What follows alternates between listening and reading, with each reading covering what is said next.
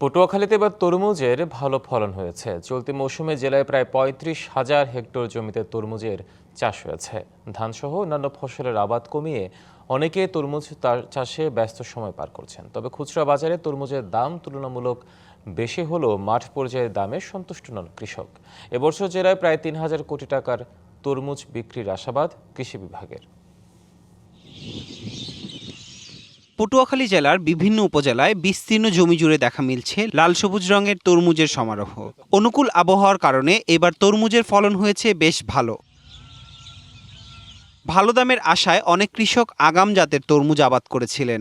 রোজার শুরুতে কিছুটা দাম পেলেও বর্তমান বাজারে আগাম তরমুজের সরবরাহ বেড়ে যাওয়ায় কাঙ্ক্ষিত দাম পাচ্ছে না কৃষকেরা। অভিযোগ তাদের। কৃষকের দাবি, বীজ, সার, কীটনাশক ও শ্রমিকের খরচ আগের তুলনায় অনেক বেড়েছে, কিন্তু সেই অনুপাতে তরমুজের দাম মিলছে না।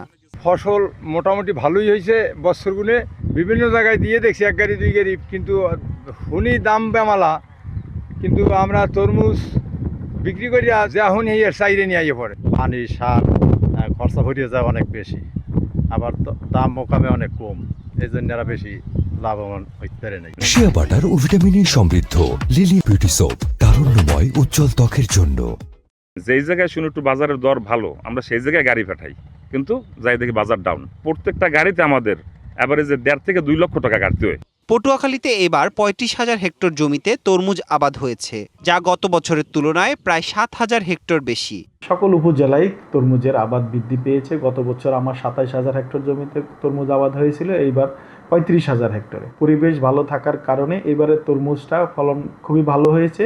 ১২ থেকে ১৩ লক্ষ মেট্রিক টন তরমুজের উৎপাদন হবে। সেই হিসাবে আমাদের বাজারটা ২ থেকে ২,৫০০ কোটি টাকা লেনদেন হবে।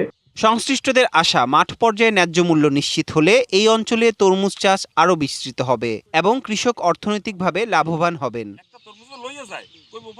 DBC news desk.